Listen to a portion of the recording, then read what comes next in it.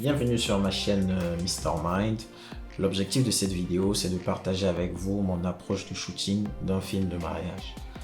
Lorsque je suis contacté par un couple qui aimerait se marier, nous convenions dans un premier temps d'un entretien qui peut être physique ou en ligne. L'objectif de ce point, c'est de comprendre les attentes des mariés concernant leur film. C'est aussi l'occasion pour moi de présenter mon travail et ma méthodologie de travail pour que nous puissions partir sur des bases claires et solides. Pour moi, un film de mariage peut se répartir en 5 parties. Donc la première étape, c'est la préparation des mariés. L'objectif est de capter des images du maquillage, la coiffure, de l'habillage, les accessoires des futurs mariés. Ensuite, la deuxième étape, c'est la mairie. Donc pour la mairie, il faut que je puisse capter des images de l'arrivée des mariés, le moment où ils sortent de la voiture. En général, j'aime bien tourner autour d'eux avec mon stabilisateur, filmer des pieds jusqu'à la tête pour présenter leurs vêtements. Ensuite, filmer l'entrée des mariés dans l'église ou la mairie. Généralement, c'est des moments remplis d'émotions parce qu'il y a la famille, les amis, les gens qui applaudissent. Des fois, ça peut être une musique, mais les gens sont généralement contents. Et c'est intéressant d'avoir des images de ce moment-là, ce moment d'émotion. Il faut le rappeler, un film de mariage est basé sur les émotions. En gros, il faudrait que lorsque les mariés regardent le film plus tard, qu'ils renouent avec les émotions qu'ils ont vécues lors de ce mariage. Donc, après l'entrée des mariés, on va passer sur le déroulement de la cérémonie en tant que telle.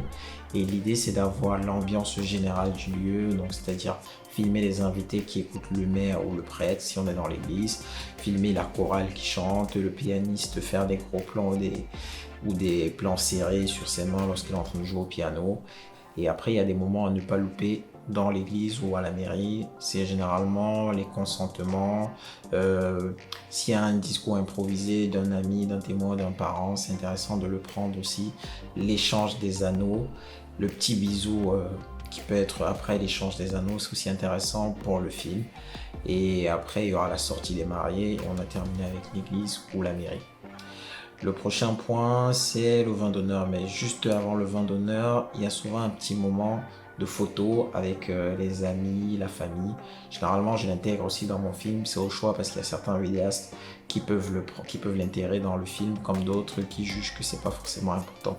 Moi, dans mon approche, je l'intègre dans mon film de mariage parce que je trouve que ça apporte un plus. Ensuite, la troisième étape qui est la partie scénario, où ici je m'éclipse avec les mariés dans un lieu à proximité de l'église ou de la mairie pour faire des plans, des petites séquences sur des scénarios que je propose aux mariés, des petites histoires romantiques. Je tiens à faire ces plans-là parce que ça apporte aussi un plus à la vidéo et ça donne beaucoup plus de choix au montage, notamment au niveau du scénario du film. Juste après ce moment, on va passer à la quatrième partie qui est le vin d'honneur.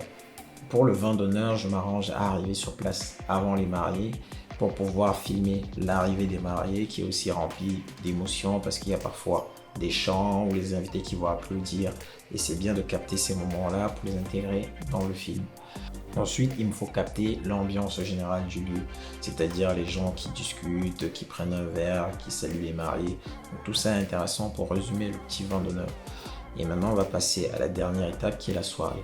Pour la soirée, il est intéressant de capter l'entrée des mariés parce que c'est généralement aussi pareil, un moment plein d'émotions. Il y a parfois des chorégraphies de danse qui ont été préparées avec les témoins ou d'autres membres de la famille.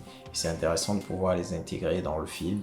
Ensuite, durant la soirée, il faut prendre l'ambiance générale du lieu, c'est-à-dire les personnes qui discutent entre eux, les mariés qui sont assis à leur table, qui discutent avec leurs témoins ou leurs filles d'honneur ou garçons d'honneur, les petits jeux qu'il y a pendant la soirée.